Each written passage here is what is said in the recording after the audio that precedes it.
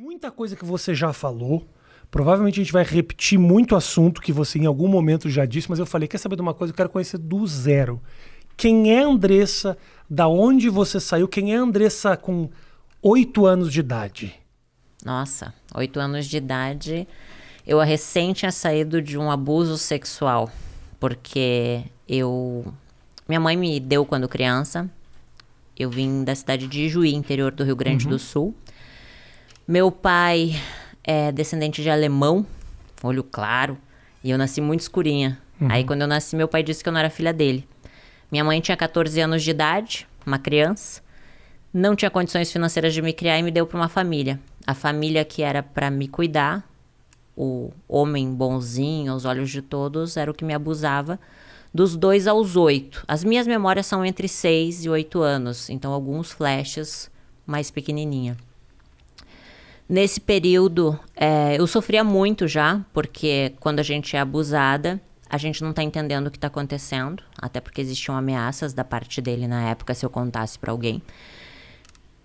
Fui contar pra minha mãe só aos 21 anos, em uma crise onde eu culpei ela. Então eu tinha muita mágoa da minha mãe, muita mágoa do meu pai.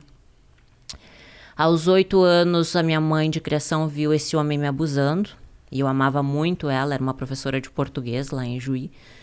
E ela cuidava com muito amor de mim, sabe? Eu via nela uma mãe, só que ela não poderia continuar me mantendo lá por causa dos abusos dele, porque ela viu e me devolveu para minha mãe, só que não contou nada para ela. Antigamente as pessoas ficavam casadas, né? Não se separavam por nada, então ela não poderia se separar daquele homem porque ela tinha construído uma vida com ele. Você tinha noção disso naquele momento? Não, naquele momento não, né? Eu era uma criança que tinha que me separar da mãe que eu amava, que era minha mãe de criação, pra finalmente morar com a minha mãe.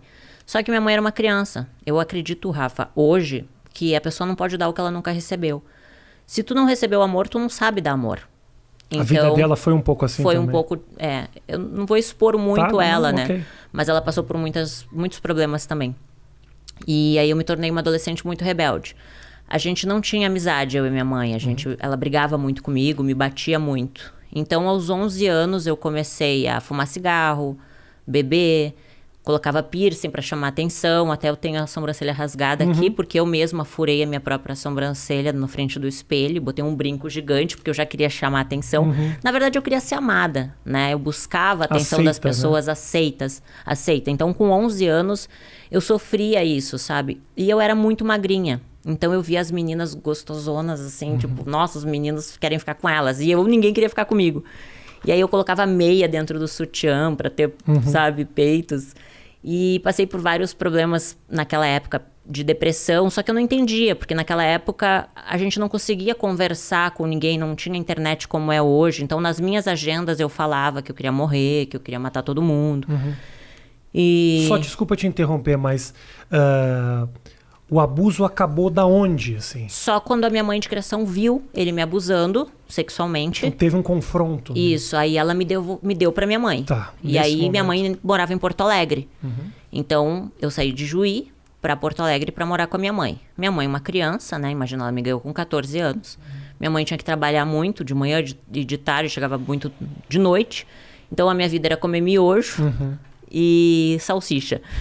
E aí, ir pro colégio sozinha e voltar sozinha. Então, ali eu me tornei muito rebelde. Porque a minha mãe queria que eu fizesse comida, limpasse a casa.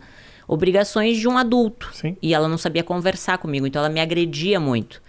Assim, de agressões, assim, de me violentar mesmo, sabe? Com palavras também, palavras que me machucavam. Então, eu nutria muito ódio dentro de mim.